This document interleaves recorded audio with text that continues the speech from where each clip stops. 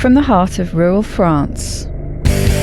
This is the Keto Woman podcast, brought to you by me. Hello Keto Lovelies, I'm Daisy Brackenhall, and I've spent most of my life struggling with my weight and confidence, and have always had a difficult relationship with food. Even when I finally got to my target weight, after weight loss surgery and eating low carb, I couldn't maintain it and I was miserable. I've been keto now for over 2 years, and it has given me the freedom to fall in love with food again, without the constant gain, loss, guilt, virtue cycle of before. Health and happiness is where it's at now, running on fat. Welcome to the Keto Woman podcast.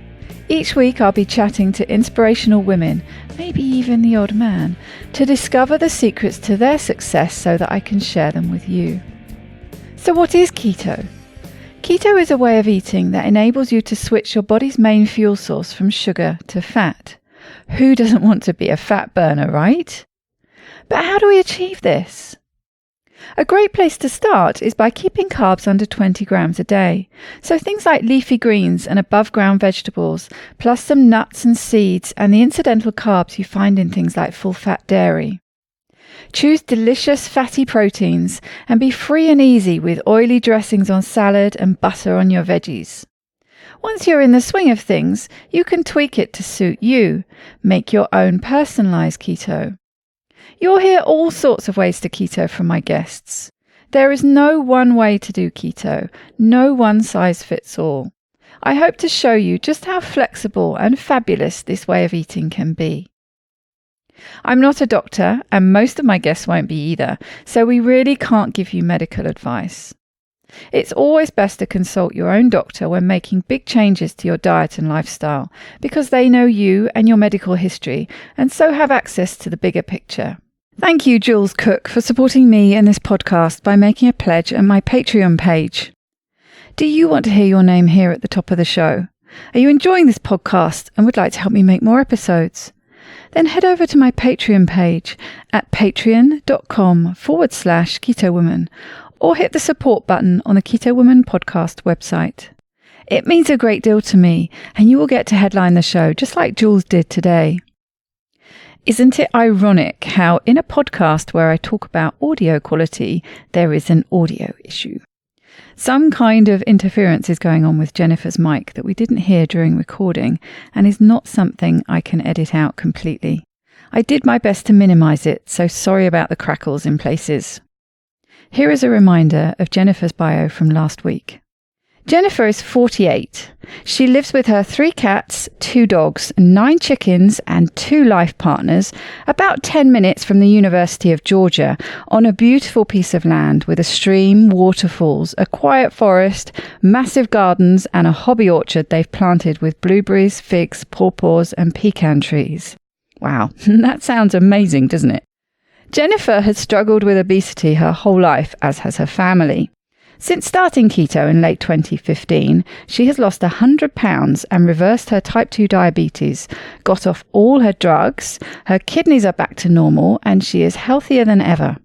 Her 2 life partners also went keto to support her. They've been a triad for almost 20 years. Her partner Gloria, who is a famous sex therapist, has lost 25 pounds, and her partner Will, who is a chef, he's lost 180 pounds. And that's just so far. He discovered a passion for keto cooking and specifically keto candy, so last year they started a healthy low-carb candy company called Moon's Grove Farms. Jennifer also helps Karen Ogilvie with the Keto Science Alliance family of Facebook groups. They are big groups, and Karen's doing a great job promoting a science-based, evidence-backed approach to keto that makes a ton of sense. Jennifer believes that there are healthy ways to enjoy food without triggering unhealthy eating habits or causing bad physical issues. She has struggled with food addiction and doesn't want to go back to that struggle, but she does want to enjoy life and a wide variety of food as much as possible without being unhealthy in any way, and share what she has found with others. This is the second part to my and Jennifer's rambly chat. Don't forget to check out the show notes for more information about Jennifer and her candy company, Moon's Grove Farm. There is a 15% off voucher sitting there ready and waiting for you. So make sure to go check it out after listening to this week's episode.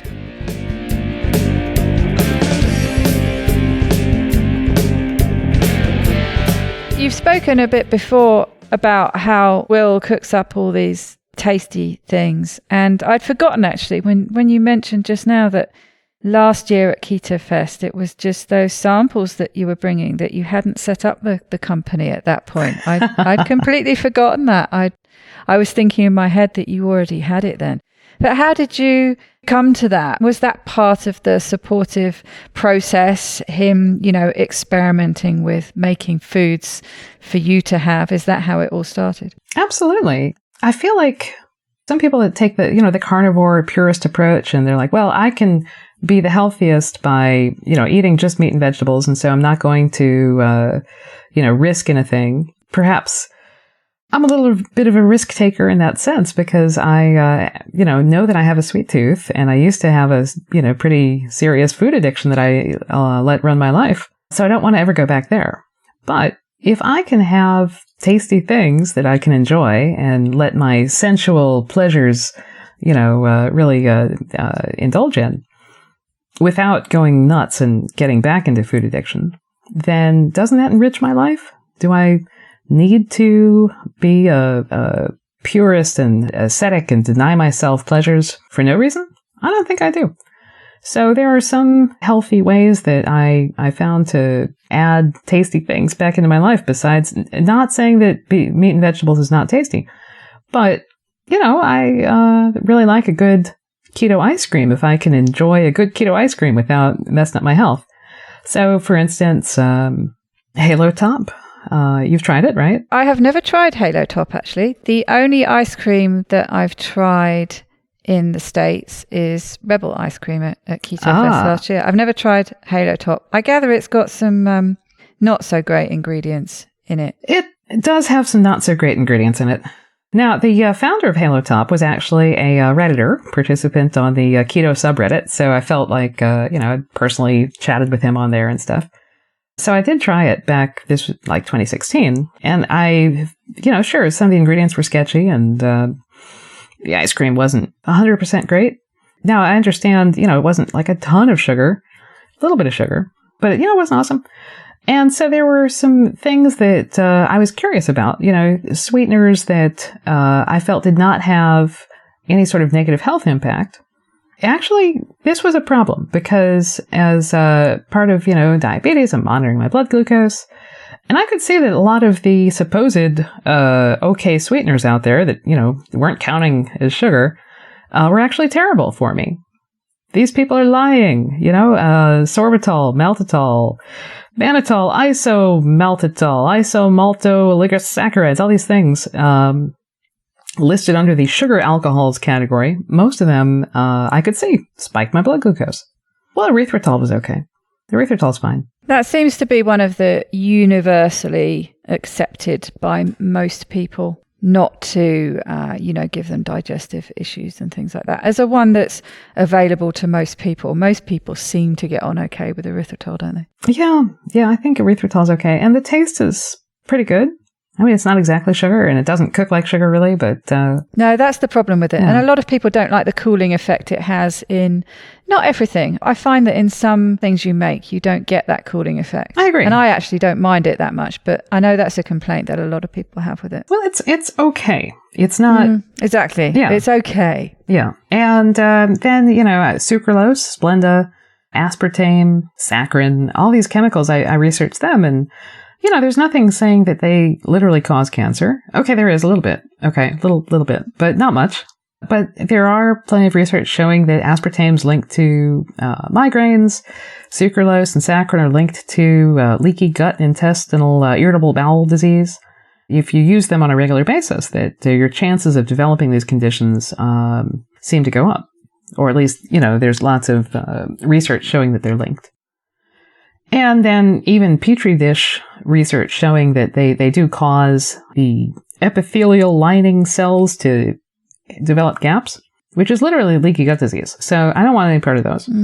I mean, occasionally a little bit, whatever, it's not going to kill you, but still not healthy. That's the thing. It comes down to what you just said. It's the regular use thing, isn't it? Yeah. I think no one's going to die from having the occasional bit, but the regular use, daily use, definitely have been shown in some research. Not a lot of research, but some research to be problematic. And then I'm not really a big fan of the taste of stevia. No, me neither. So, no. I like monk fruit. Have you tried that? I haven't. I've never tried it. No, it's not something I can get here. Oh, dear.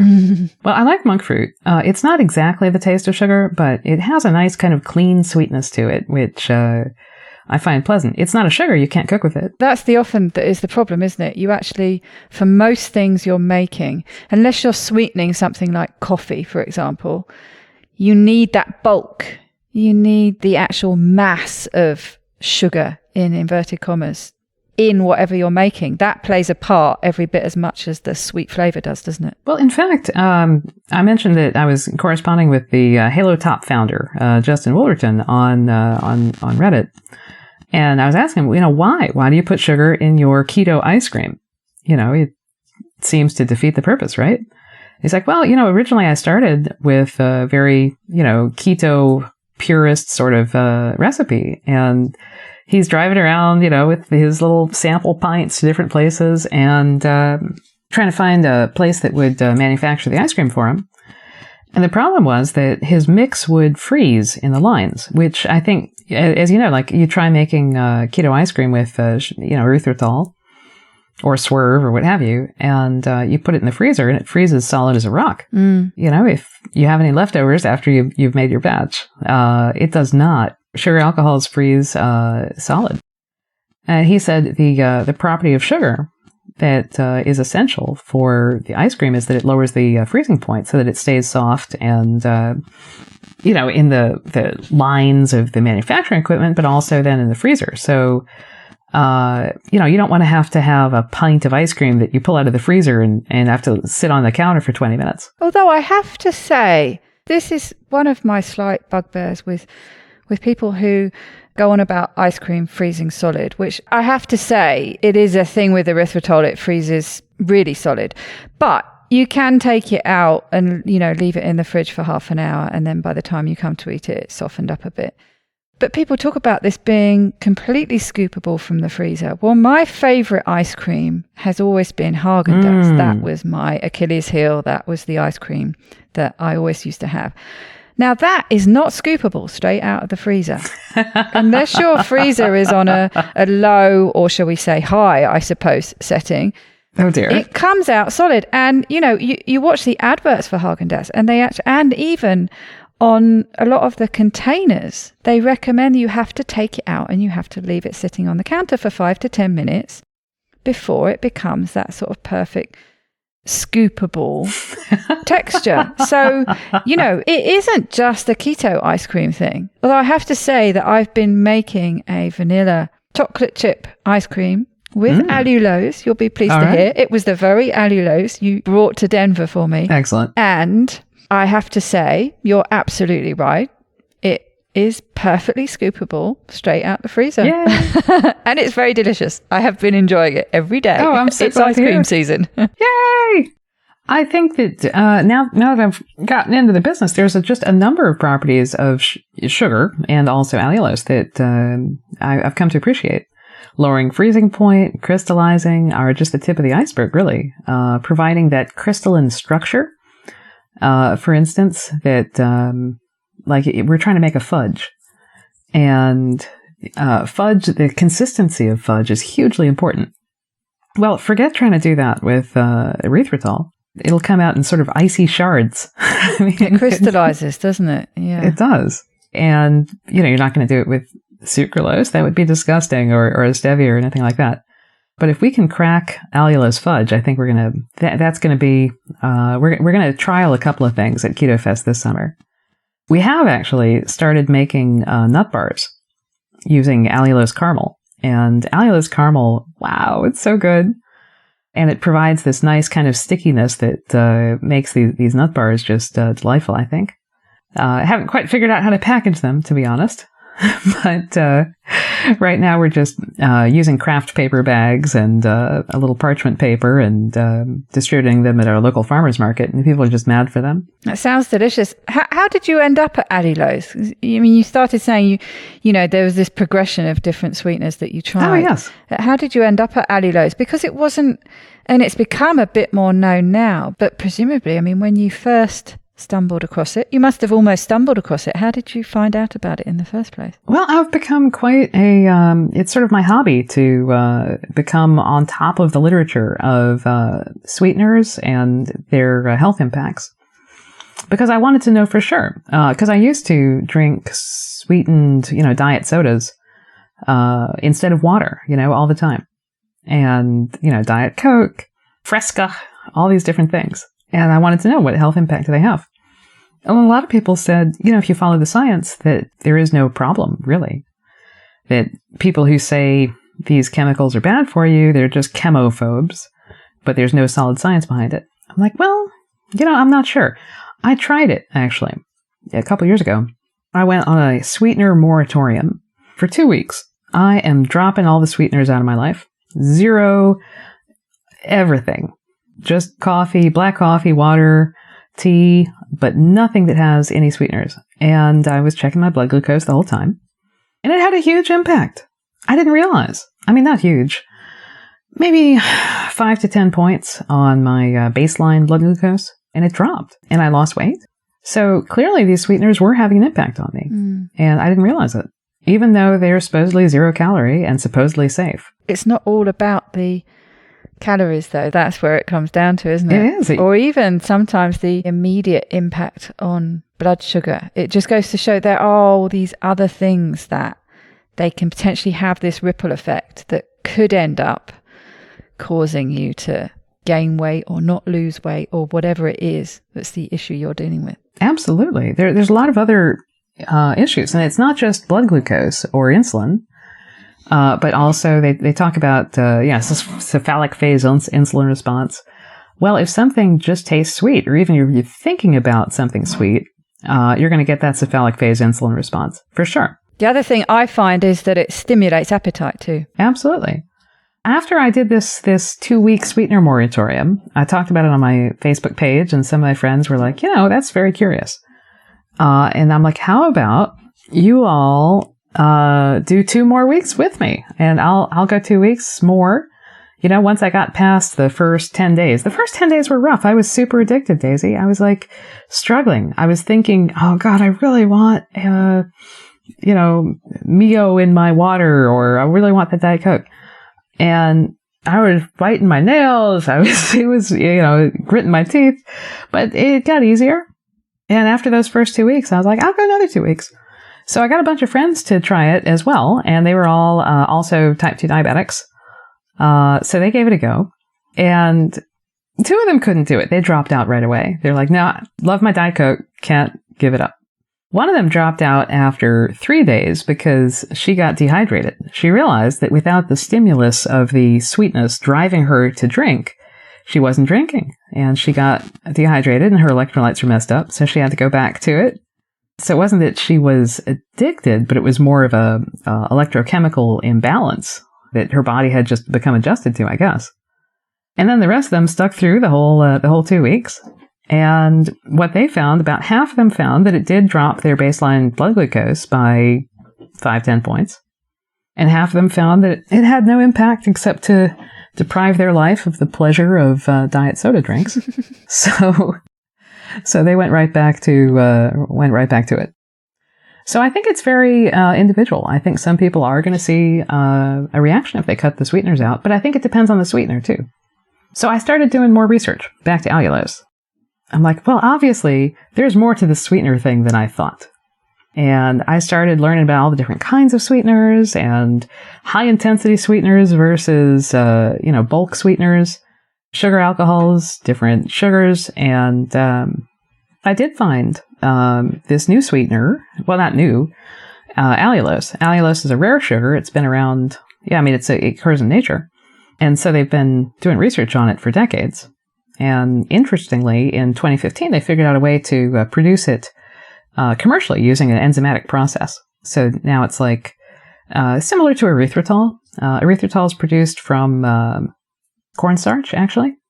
So they take, cornstarch and they do a series of chemical reactions and you get erythritol. Sometimes it comes from birch bark as well. Is that right? If you buy it commercially, do you honestly think that there are giant factories out there stripping birch trees of their bark? I don't think there are giant factories. No, I have noticed that the occasional product does say it comes from birch as opposed to the usual. The usual is cornstarch, isn't it? Yes. I don't know if anybody is actually out there stripping birch trees of bark, Daisy. No, I mean, it kind of seems a bit of a laborious and not very helpful for the birch trees. But cornstarch, I think, is where 99% of the stuff comes from, and I don't know about the other 1%. There are some very naked birch trees somewhere. That's the one. That's Probably. the 1%. The erythritol birch orchards in southern France, I hear, are beautiful this time of year. So allulose is found naturally in figs and jackfruit and raisins, maple syrup, and I suppose prior to this discovery, the way they made it was by squeezing figs or, I don't know, jackfruit and refining from there. But now they've discovered the way to make it from corn syrup. So using corn syrup in a series of fermentations and refining and whatnot. So now it's commercially available. And the research on it, unlike the research on sucralose, the research on sucralose is all about, does it really cause intestinal bowel disease, or does it just make the symptoms worse if you already have it? I mean, that's kind of, it's all bad. There's nothing good. But the research on allulose is crazy good. I don't know, we'll see it being used on, in a much larger way over the population. Maybe, some people will end up having negative reactions. But right now, the research on it, you read the studies on people and also, dogs, rats, tapeworms, planaria. The research is 100% positive. It increases insulin sensitivity. It decreases postprandial blood glucose response. It helps people lose weight. It helps people with the hepatic fatty liver deposits. It seems to be a health boon in almost every way. It increases GLP-1 secretion. One of the talks at Low Carb Denver got into the whole incretin hormones, and so GLP-1 secretion is good. And so it's sort of a counter hormone to insulin. The important thing is it tastes just like sugar. I mean, almost. 70% is sweet sugar. But the chemical properties that it has in terms of crystallization and freezing point and bulk and various other, mouthfeels and aftertaste are very similar to sugar. The fact that it's less sweet is a problem. I actually quite like the fact that it's not as sweet as sugar. So this ice cream recipe that I've been playing around with over the last few days is actually just an adaptation of a Mary Berry recipe. And I mean, I've made a few tweaks, but I've pretty well just subbed out the sugar for allulose at the same amount. So that has effectively made it 70% as sweet. It's not as sweet as the original recipe, and actually less so because I changed some of the quantity ratios. So effectively, it was even less than that. But that, I think, is a good thing for most people, especially people who've been on keto for a little while. Their sensitivity to sweet increases quite a lot. So actually having something that's a bit less sweet, 70%, is quite a nice sort of drop in sweetness, isn't it? I love it. I think, anyway, that's what I find. I find the problem with quite a lot of keto products, especially things like cookies, I've found the ones I've tasted anyway are so ridiculously sweet. They're too sweet. You want to drop that sweetness down, because when things are too sweet, you can't actually taste the flavors of the ice cream or the cookie or whatever it is you're eating, can you? I agree. I feel like I've just had a mouthful of sugar alcohol, and that's Which pretty, is pretty nasty. Damn. Yeah. Yeah. It's interesting. I've been doing a lot of direct sales every weekend. I'm going to the local farmers market with Will, and we're giving away samples and, trying different recipes and seeing how people, like things. And these are people that are, farmers market patrons. So most of them are not keto, although I've been very happy to meet some keto people there that are just delighted to meet other keto people. We could do the secret keto handshake, and they buy lots of my stuff and they love it, which is great. But just the general populace, I pitch this as, healthy, and our stuff is, all natural, mostly organic, vegan, and soy-free, dairy-free, gluten-free, etc. So it appeals to a lot of the general populace there that go to the farmers market, and they are not used to having something that's natural and sugar-free. And so when I say that, they're a little suspicious. They're like, so is this like, going to taste like crap? Yeah, because that's the usual payoff, isn't it? That's what usually happens. It ticks all these boxes. It's really good for you. It's, it's good for the environment. It's good for all this. But it tastes like pants. That's what they expect, to taste like pants. And then their eyes light up and like, oh, this is really good. Is it really sugar-free? There's got to be sugar in it. I'm like, no, it's really sugar-free.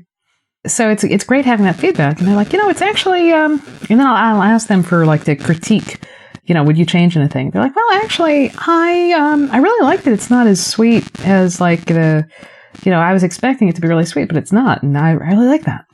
So I think even the average American consumer, at least the people that attend the farmers market, are wanting things that are less, that assault their taste buds at a lower intensity. That's true, actually. I think, a lot of it is just a case of that's what's available. I have a friend I cook for quite a lot, and that's one of the things he really likes about the desserts that I make, that they are less sweet. It's something he always comments on. He said, I really enjoy the things you make because they're not overly sweet. I can taste the chocolate. I can taste the coconut. I can taste, the flavors that are in it. And he really likes and comments on the fact that it's not as sweet as something he'd buy at Tesco's or whatever. So I think you're right. I think actually that most people wouldn't complain about things being less sweet in general. I think the only problem with allulose from my perspective, it's expensive. But also, people do have, depending on their gut biome and the amount of allulose they eat, some people do seem to I've experienced this myself, just literally explode. Something, you mentioned erythritol is pretty well tolerated. Some people have a reaction to erythritol. No, I think that's true, actually. And I think if you haven't had any for a while and you go back to it, that happened to me with the first batch of ice cream that I made. I hadn't really had any sweetener like that for a while. And I don't know whether it was that or whether it was something else I ate, but I didn't feel it at all well, actually. I was sick and I wasn't well at all, but have been fine with it since. I'm the kind of person that will push through it when it comes to ice cream. I'm going to test it the next day. I'm not going to believe that ice cream made me ill. I'm going to try it out the next day. Maybe I'm ill 3 days in a row after eating the ice cream, then I might decide to drop it, but when it comes to ice cream, I'm going to keep pushing through. And it's been fine since. You'll be pleased to know. In fact, I had it for breakfast this morning. That's the only problem with me when I make things like that, and I can't make them too often because I do tend to overeat them a little bit. But oh dear, yes, I can certainly attest that it works very well in ice cream, incredibly well actually. At least in the recipe that I made. So excellent. I'm really looking forward to Carrie Brown coming out with allulose ice cream recipe. I know she's been experimenting. Yes, she's right on the brink of I don't know what it's going to be. I don't know whether it's going to be a general adaptation that you can use in all her existing recipes, or whether it'll be a whole new bunch of recipes where it's different for each flavor. I'm not sure yet, but apparently, yes, she's right on the brink of having perfected. I know when she first tried just subbing the allulose for the xylitol, and it didn't work. Oh dear. She said I think it tasted okay. It was the texture. She said it was kind of crumbly, an odd sort of texture. And you know what a perfectionist she is. So she's not going to put it out there until it's right. But I know she's been working very hard on it, because a lot of people don't like using xylitol. So she's been working very hard on allulose alternatives. Yay, I can't wait. Will makes allulose ice cream for us, and he has sometimes really just hit the money where it tastes, to me, just as good as Haagen-Dazs. But his flavors are, vanilla or chocolate, and Carrie's Baskin-Robbins, Haagen-Dazs, and Ben & Jerry's all in one excellent chef woman. Incredible range of flavors. I'm very simple with mine as well. I'm usually start with vanilla, but I did put some chocolate chips in. It's very delicious. I will send you the recipe when I've perfected it. I will share it with everyone. Yay! Like I say, it's not really my recipe at all. It's Mary Berry's recipe that I have ketofied. But it is delicious. Excellent. And it absolutely stands up to Haagen-Dazs. And as a Haagen-Dazs connoisseur, I think that tells you something. Wonderful. We need to know where to find you and all your delicious candy, and presumably, I know you send your candy out mail order. Presumably, these other products that you've teased us with are not at that stage yet, by the sounds of it. No, you. For one thing, I invite everybody to hit me up on Facebook, either my personal. Be my personal Facebook buddy, or our company Facebook page is Moonsgrove Farms. We're also on Instagram, and I have a website, moonsgrovefarms.com. We're on Amazon, Etsy, and that's it. No, there's a few stores that are stocking us, but nothing nationwide yet. Although I have dreams. Well, it's only been a year, less than a year. Much less than a year, because after Keto Fest, I got my butt in gear and started putting the company together. But wow, there's a lot of work involved, and it took me a while to get everything all in order. I don't know if we have time for a story about Amazon. Well, I was just going to ask you, actually, because I know you had some hideous problems with Amazon, didn't you? I did. Now, 50% of all online commerce goes through Amazon. So I knew that, if I'm going to sell anything online, we got to be on Amazon. Yeah, you've got to be in bed with them, really, haven't you, if you want your products out there on a big scale. So I went through all the proper steps. I got FDA approval for my products. We have a commercial kitchen. We have packaging and nutrition facts labels and professional photographs, the whole thing. And Amazon representative, helped me set up, and everything was good. We flipped the switch. We start selling. The first couple of days are, people love this stuff. We're getting 5-star reviews. And then my account's been suspended. What? And it was like right before Thanksgiving. I'm like, but there's people that need my candy for their, Christmas presents and stuff. That is the worst possible quarter, isn't it? That's the quarter that everyone goes on about. That's when you make all your money. So they say. And my Amazon representative's like, well, I don't see what's wrong. I'm sure it'll be resolved really quickly. I'm like, okay, I love Amazon. You guys are the best. You will fix it. Okay. So a few days go by and I get another notice like, well, we've permanently suspended your account because of extra high cancellation rates. I'm like, I haven't had any cancellation. So how could it be extra high cancellation rate? Because my cancellation rate's 0. And the sales representative's like, oh, they must have made a mistake. I'm sure they'll clear it up. And, another week goes by and nothing. And then he is like, well, I'll talk to my boss. And the boss tried talking to the boss of the other department that did the suspensions. And the boss is like, I don't know, they won't return my email. So they went back and forth another couple of weeks. And now it is Christmas. I'm like, well, this is all messed up. And then the guy he's like, well, I'm sorry. I don't know what to say. So I hired a lawyer. In fact, I read a story. It was in the New York Times about how Amazon was doing wrong to sellers, which still continues, and how sellers have had to resort to different means to try and get Amazon to treat them right. And one of the people in the story was a lawyer in Atlanta who has fought with Amazon on a number of occasions. So I contacted him, and he took me on. And he happened to have a direct connection to Jeff Bezos. So he wrote Jeff Bezos. And it took a few weeks to get a response. And we never got a direct response from Jeff B. But I got a call from the Amazon suspension department. They're like, hi, Jeff Bezos asked us to look into your case, and you're unsuspended.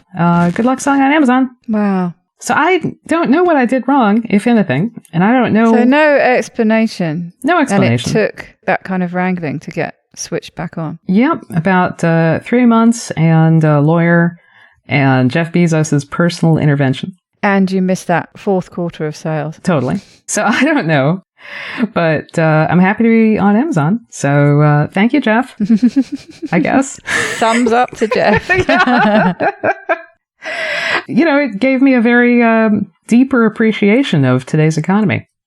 They got the power. Absolutely. Yeah, that is the problem, isn't it? There's nothing much you can do when computer says no. Yeah. So you're going to be at Keto Fest with your candy. Well, I suppose it will be difficult. It won't be like the local farmers market. You won't be able to bring fudge and... Oh, you're wrong about that. I've been talking with our Keto Fest organizers and the local health department, and there won't be a problem. I am definitely bringing some new products to Keto Fest. Hopefully we will have the fudge recipe down.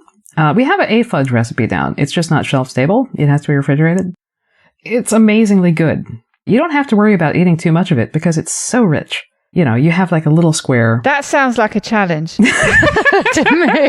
Well, remember you're talking to the person who's, what are your candied ginger? What is that supposed to be? 2 servings? 3, actually. Okay.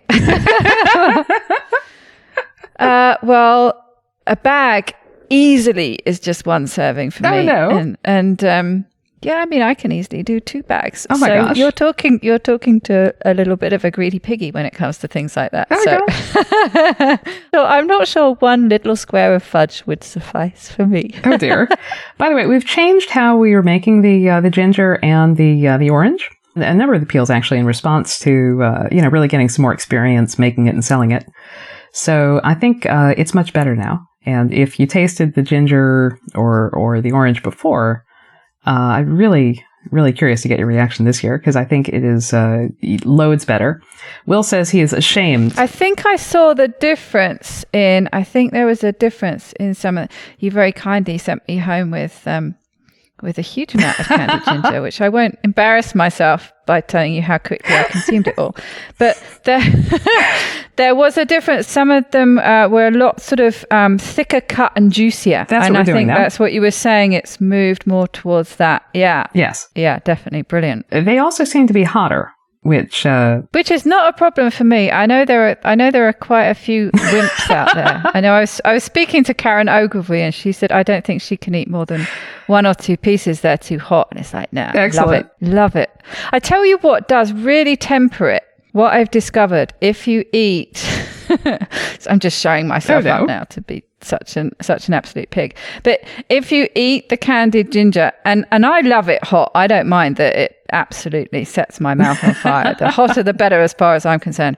But if you eat it with super dark chocolate, the chocolate tempers the heat. Nice. I don't know why. There's some kind of synergy between the two that it takes the heat out of it. Nice. I got to try that. I can't explain why. It tastes very good. I mean, chocolate covered candied ginger is just delicious anyway. But for some reason, it takes the heat out. We're working on that. Yeah, I remember you saying that. We're working on incorporating the dark chocolate covered orange rinds and the ginger. Very delicious. So I figured out we're going to change the packaging on the ginger. We're going to call it nuclear ginger. And put skull and crossbones and flames. Great. So people really understand. We're serious. This is spicy ginger. And a lot of people like that. They like the challenge as well, don't they?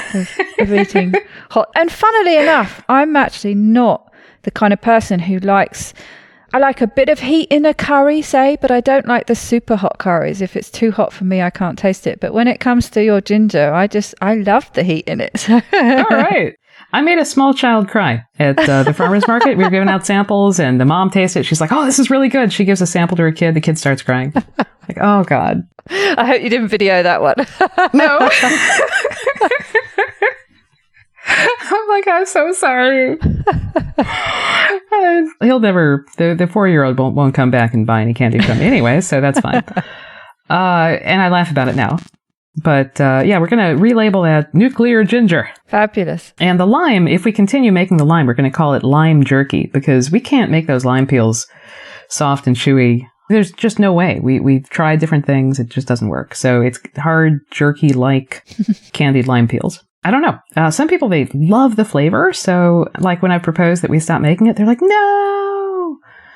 But a lot of people, they aren't expecting it to be so tough and, really super hard. Deep sigh.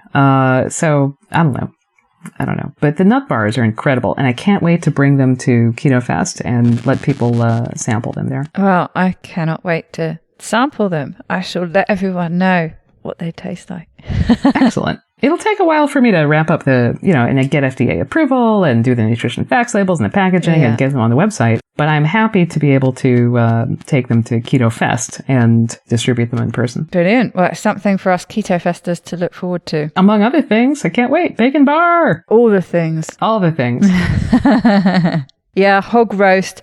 The Plaza Square on the Saturday is just going to be full of all sorts of delicious things to eat. Mm-hmm. And demos. I'm actually doing a cooking demo with Karen Ogilvy. You are? And what have you finalized on? You're doing muffins, aren't you? We're doing muffins, actually cupcakes. I'm not sure of the technical difference between muffins and cupcakes, but... I'm not sure. Icing, maybe. Icing. Don't know. And that's it. So we have muffins where we're going to be including diced candied orange peels from Moonsgrove Farms. Of course, if people want to make it without that, that's fine.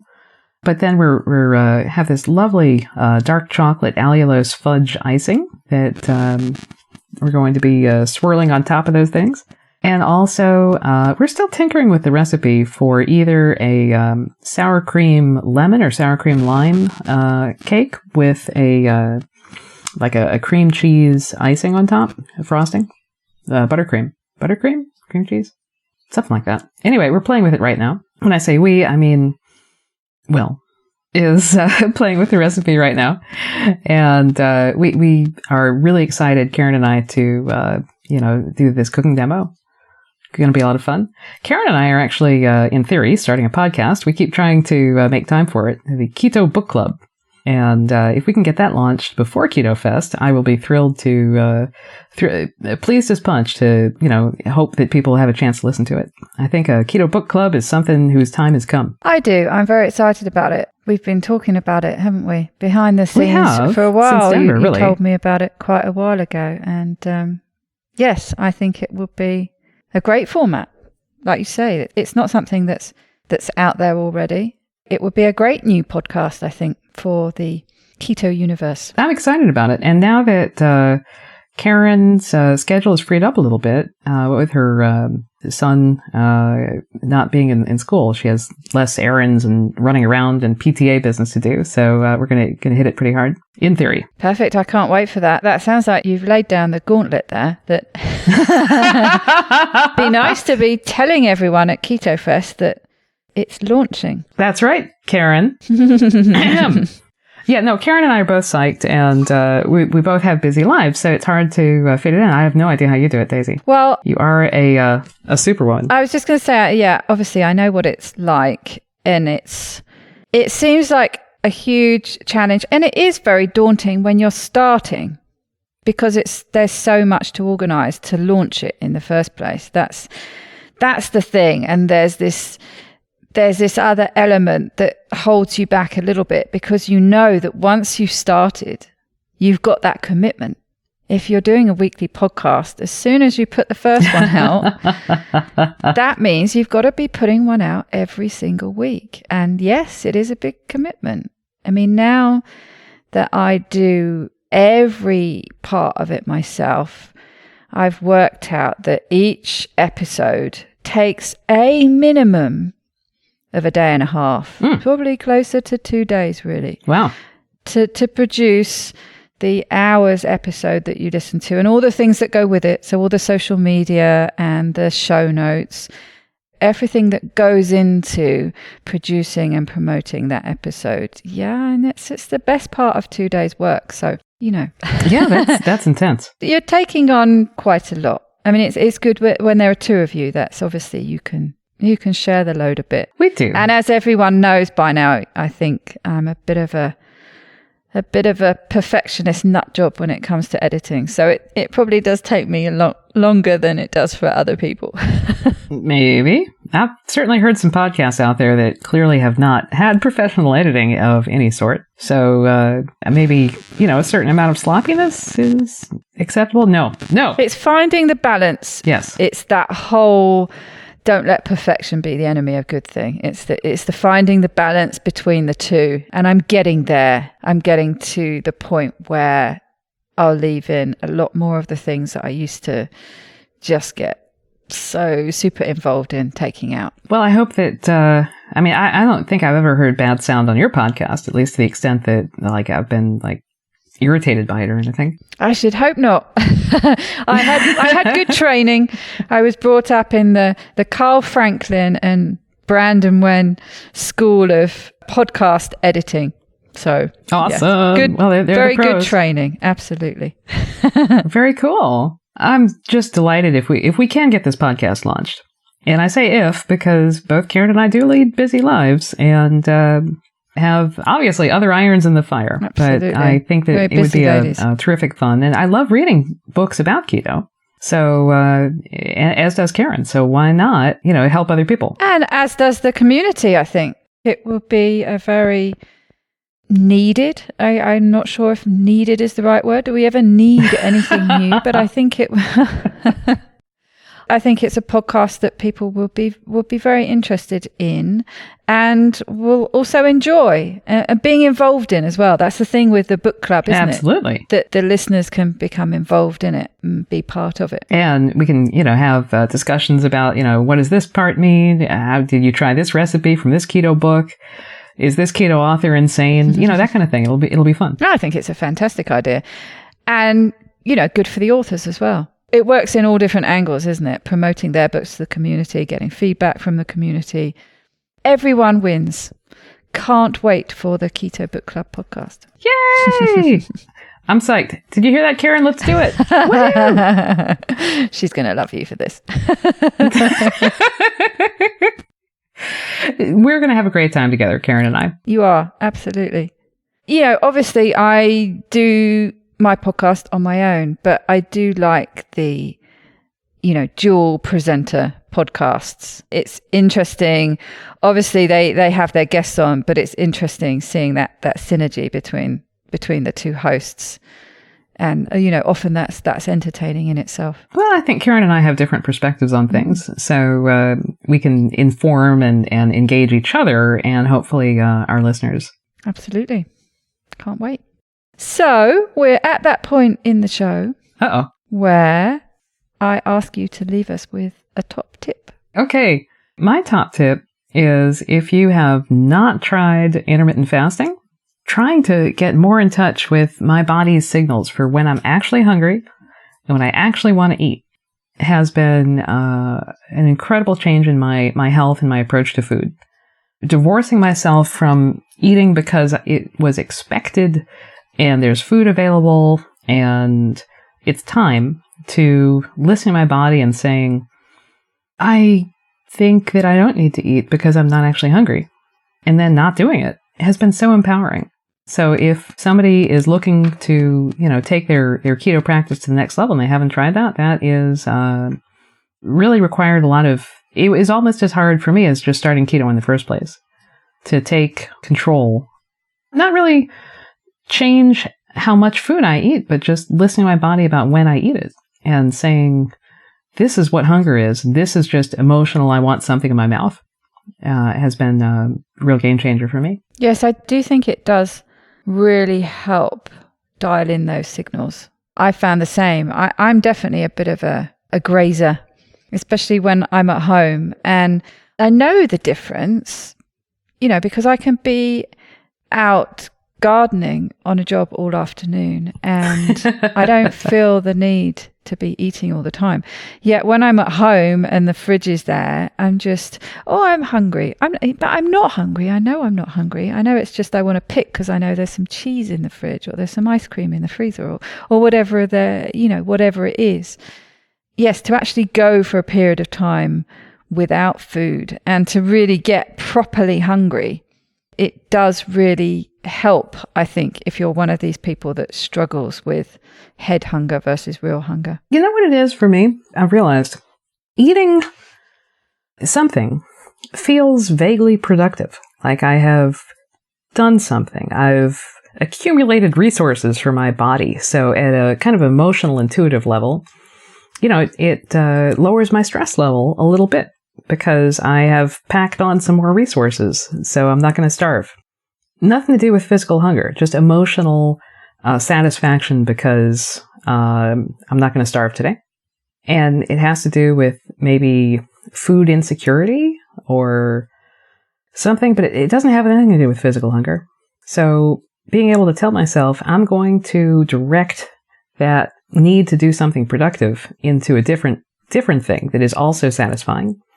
Maybe doing a little house cleaning, maybe buying something on Amazon, doing some gardening. It also satisfies that. It's weird how much you have so much time on your hands when you don't eat as well, don't you? I mean, I found that a bit when I was doing my carnivore experiment, how much more time there was. And I can remember when a friend came round to eat, who obviously wasn't eating carnivore. And so I had to prepare some vegetables and things for him. And it was like, blimey, this all takes so much time. My whatever I had, I think I had a rack of lamb ribs or something. It was just a case of taking it out of the fridge, putting it in the oven, taking it out the oven, eating it. Done. The extras that I had to do for him. But obviously, it's a whole new level when you're fasting and you're not eating at all. And I know that whenever I do fast, I'm not very good. I need to get a fasting routine. Is those days when you're not eating, it's like, gosh, all this extra time on your hands when usually you're either preparing, cooking or sitting down and eating that food. It actually takes up quite a chunk of your day, doesn't it? Yeah, absolutely. Or I'll be out on a business trip with colleagues who obviously are not keto or fasting. And it's a good third of the day that's spent sitting, eating, getting food, going to a restaurant, whatever it is. Even more than a third of the day. And if I say, guys, I'm actually, I have to make up an excuse so it doesn't sound weird, but not eating with you. I'm just going to go back to my hotel room and get some work done. That gives me back so much time. And I need it because I got a lot going on in my life, Daisy. Woo! So it works out pretty well. Yeah, busy woman. Just as you were saying, I'm just going to try adding a podcast to that. Good luck finding the time. Better time management. Of course, I cannot neglect, my partners or my family or the garden or the pets or anything. So it's a matter of priorities. Yeah, I have the advantage there. I just have my dogs and cats, really. So I don't have to think about entertaining other humans so much. Now, I do keep forgetting to ask people, so I will just throw it in at the end here.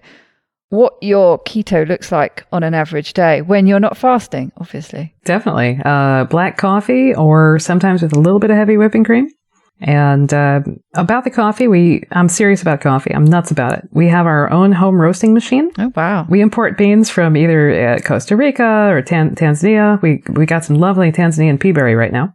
So we roast our own beans, grind them. We have an espresso machine. And because the roasting's important, isn't it? Sort of the temperature of the roasting and how long you roast, it all really affects the flavor, doesn't it? Absolutely. So you have different roasting profiles that change the temperature of the roast throughout the roast cycles. And depending on the beans you do. Anyway, fresh roasted is totally different than, stuff that was roasted a week ago. If you're buying stuff in the stores in little bags, it might have been roasted a month ago. And wow, that's very different. So the fresh roasted beans changed my life. I'm fully caffeinated now, Daisy. So when you say it's worlds apart flavor-wise, but what is that difference? Well, it actually changes. If you have coffee that's been roasted within the past 24 hours, the notes of the coffee are more floral, more bright. Has this dimension to it that goes away. I mean, of course, oil, a lot of the essential oils evaporate within that first 24 hours, a lot of outgassing. So it's less acidic after 24 hours. It's different. The chemical composition is different. So just like wine then, really, it's the difference between having a Beaujolais Nouveau to having something that's been aged for however long. That's it exactly. And some people will say, some Beaujolais are too young. They don't have that depth of character. So it's not always the case that, fresh roasted is better. It's different. And sometimes I really love it, but sometimes letting the roast sit for at least 24 hours to outgas and mature a little bit, then that first 24 hours to a week period, I think that's where you have kind of the richest flavor. And then maybe after a week, a lot more of the oils have started to either mature or evaporate a little bit, so the flavor is less intense. Anyway, that's how my day starts. A cup of fresh roasted coffee. And, water, tea. I have 20 different kinds of herbal teas that I love. And I don't do soft drinks with any of those nasty sweeteners. We have seltzer often. I love seltzer. Or other kinds of naturally sweetened things.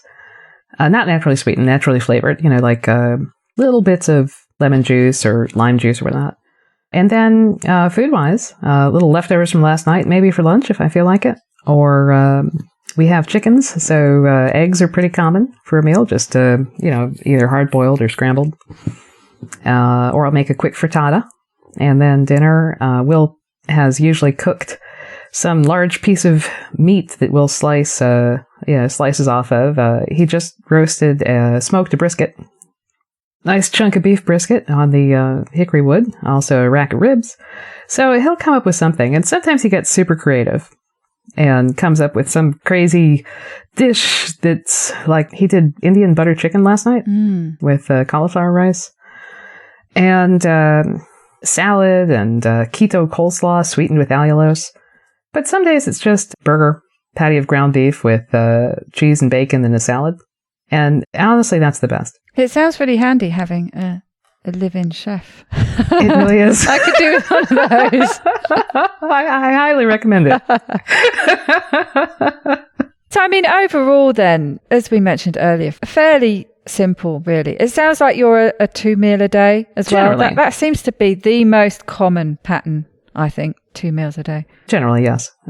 Sometimes one, sometimes none, but generally 2. And so when you fast, do you have a regular fasting routine? You talk about intermittent fasting. And for sort of how long do you fast? Generally, I will do foodless Mondays. Right. Where I hate Mondays.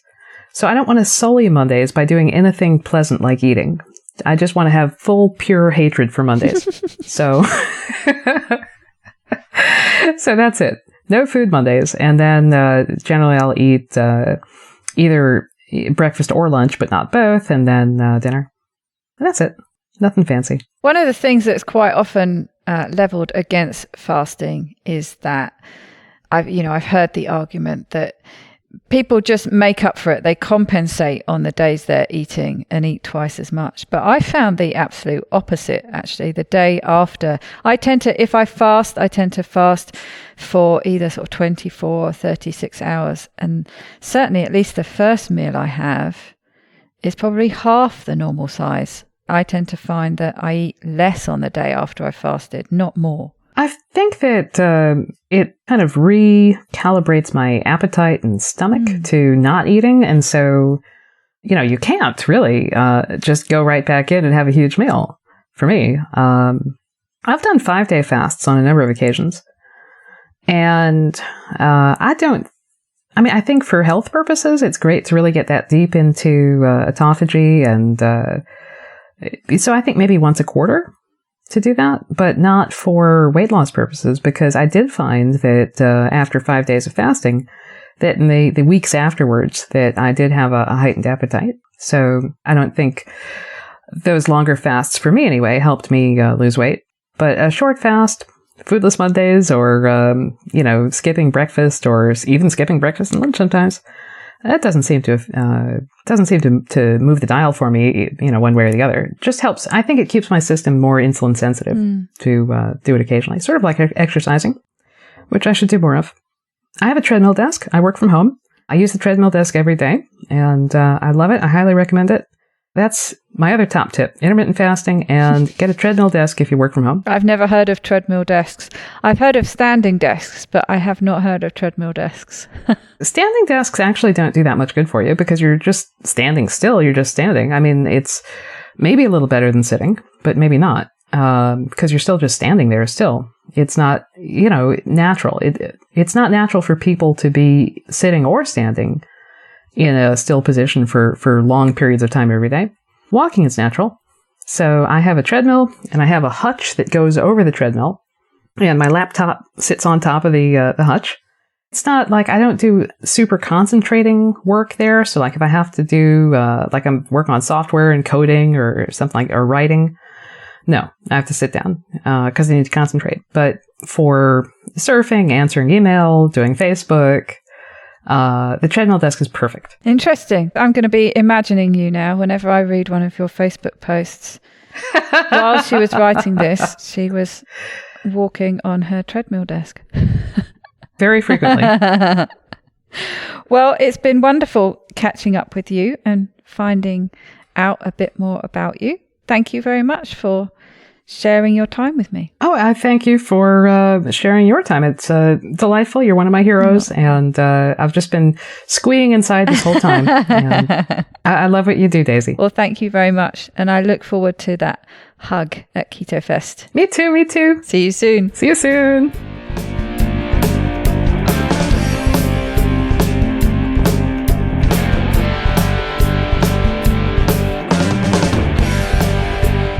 To get the resources and links from this show, please go to ketowomanpodcast.com/episodes.